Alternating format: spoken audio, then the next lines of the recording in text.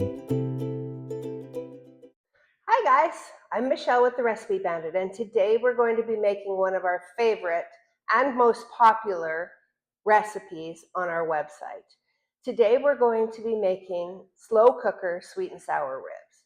If you've ever had sweet and sour ribs, especially Asian sweet and sour ribs, where they've got that rich, sticky sauce and the meat is falling off the bone, that's what these are, except they're surprisingly easy to make. We are going to use our slow cooker this time. So this is a 6 to 8 quart sized slow cooker. Doesn't matter what brand. It can be crock-pot, can be not crock-pot. Who cares? Doesn't matter. Anyway, this is really going to be the star of the show because this is going to make that meat fall off the bone tender. We're going to assemble the sauce beforehand, and we're going to cook it in a pot and bring it all together, thicken it up before adding it to the ribs in the slow cooker. But oh my gosh, it's going to make all the difference in the world. We've been making this recipe for years and years and years. In fact, I think I put it in my son's elementary school cookbook when he was in 2nd grade. So this is one of our favorites. Simple ingredients, only the things that you see here because, that's what we're trying to do. So let's talk about what we have for ingredients. We have some pork baby back ribs, right? Just a package. I don't know, I've pulled off the label, but a couple pounds, 2, 3, probably 3 pounds of pork baby back ribs. We are going to cut these into sections, 2 to 3 rib sections, and put them in the slow cooker. And then we're going to take our sauce that we're going to create on the stovetop, pour it over, and then we're going to let the slow cooker do all the work. So in our sauce, we have some brown sugar, we have some flour, some water, some white vinegar, some soy sauce, ketchup, garlic, and ground ginger. All stuff you have in your pantry already, most likely, but when it combines together, it is a beautiful thing. Trust me on this one. This is one of our favorite recipes. We just serve it over rice. It's very filling, but man, this sauce. Okay, so I'm going to go ahead and get a few things ready. I'm going to move all of the ingredients over to make the sauce, but then I'll come back and show you how I cut up these little ribs so that you understand what size they should be and how you can determine that. All right, so one of the first steps of this recipe is to take your ribs out of the package, which we've done. I give them a rinse, usually underwater. I don't know if you have to or not. And then I will typically pat them with a paper towel so that they're not wet. Go ahead and get a sharp knife. And then what you want to do is divide the ribs, the baby back ribs, into 2 to 3 rib sections. Now, the easiest way to do that is to flip the ribs over to where you can see the bones, because that's what you need, 2 to 3.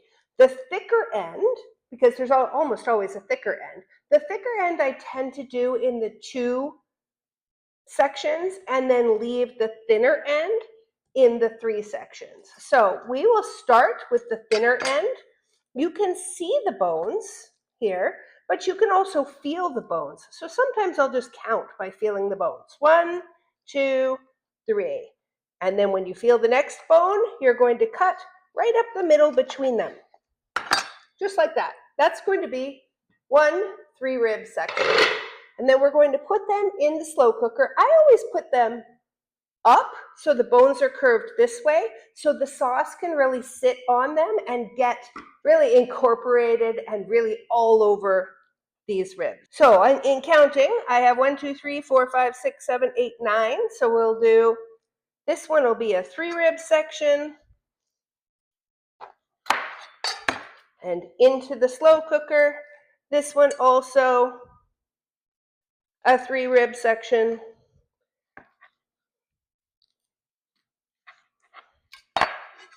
And right into the slow cooker with these. So I'm going to put them all into the slow cooker, and then I'm going to set them aside.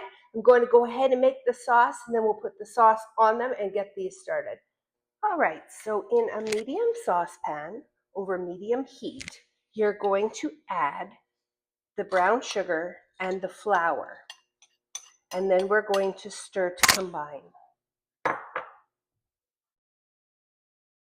This is going to be our thickening agent that allows our sauce to thicken up.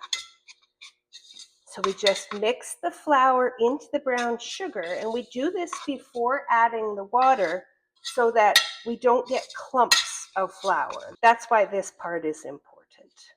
So now we're going to add the water, and we're going to go ahead and stir until combined. So just stir until all of that, oops, my heat is too high, till all of that gets mixed in and dissolves. And now you have your brown sugar base.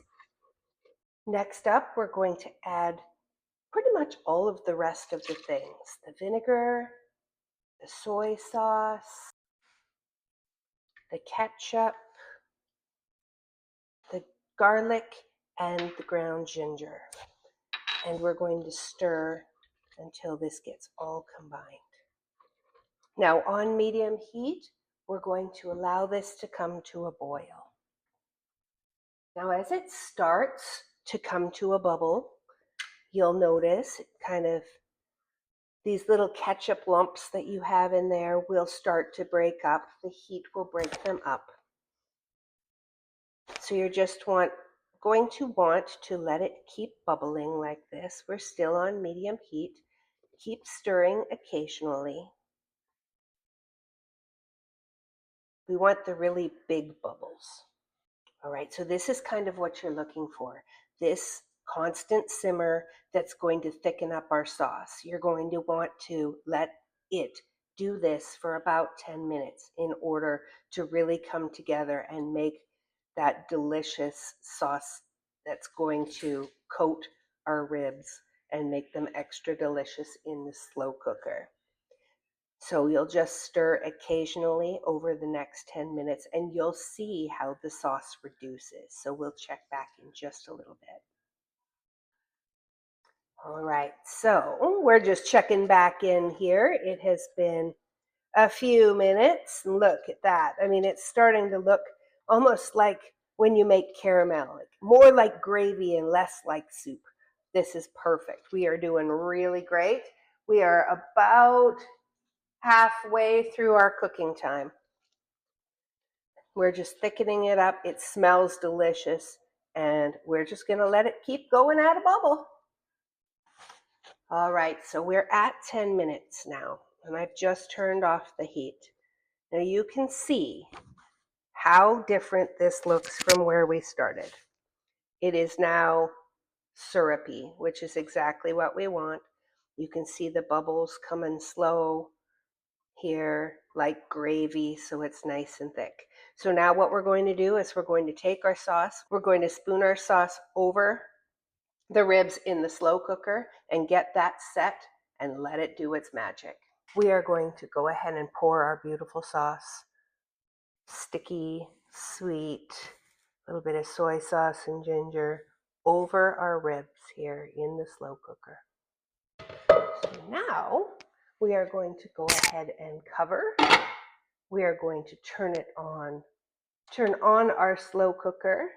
And since we have all day, we are going to do on low temperature for 6 to 8 hours.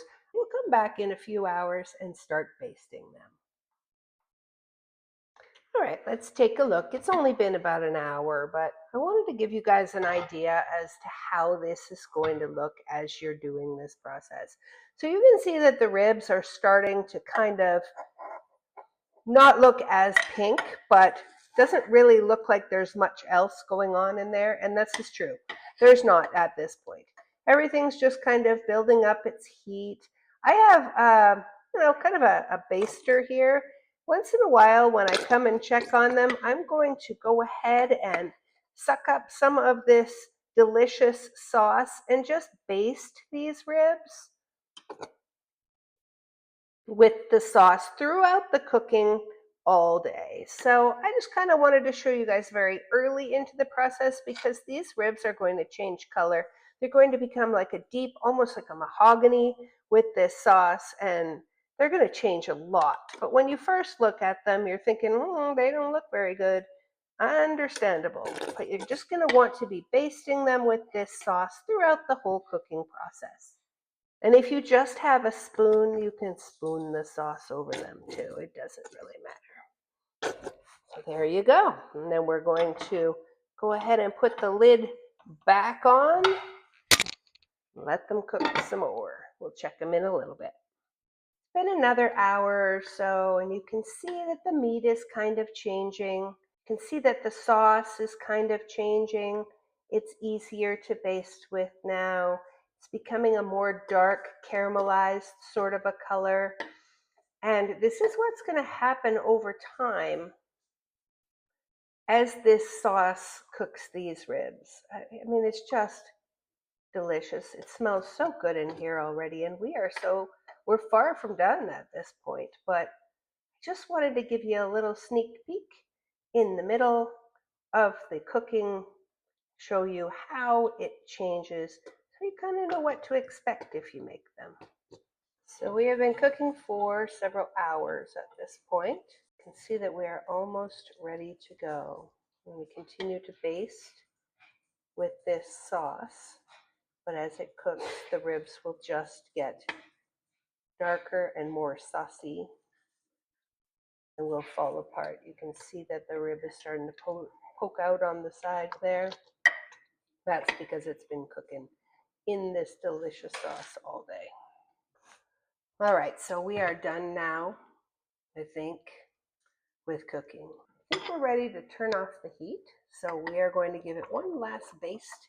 I'm going to serve these ribs just over some rice, over some white rice that I've cooked up in the pressure cooker. The idea is that this sauce is so delicious, this sweet and sour sauce, that it coats the rice as well, and it makes for a complete dinner. It is absolutely one of our favorites. After about 6 hours, our slow cooker sweet and sour ribs are ready. I made some rice in the pressure cooker. Our ribs, I know you guys can't see them from here, but oh my goodness. So I'm going to take some of these beautiful ribs and put them right here so you can see. Seriously, delicious. Put those right on top, and then I'm going to take some of this sauce, our delicious sweet and sour sauce that we made with just pantry ingredients, and I'm going to drizzle over everything so that we have sauce on the rice, we have sauce on the ribs. The ribs are fall apart tender. Our complete dinner is ready. It smells delicious. So excited to eat. And we made all of this with stuff that we already had in the house. And really, the slow cooker did the majority of the work today. Those are my favorite kind of meals, honestly. My favorite kind to share with you guys. Like I said, this one is one of the top recipes on our website at therecipebandit.com. It is definitely in the top 5. It is one of our favorites. Been making it for what seems like a million years. Everybody loves this. Everybody loves this. And you should make this. If you like what we're doing here, please go ahead and like and subscribe. Please click the notification button so that you know when we are putting out new videos. You can get the recipe on the website, like I said, at therecipebandit.com, but it'll also be in the description, so to make it easy for you. If you make it, let me know. Leave me a comment and let me know what you think. Let me know if you try it, and let me know if you love it as much as our family does. Thanks so much for joining us tonight, you guys. See you again soon.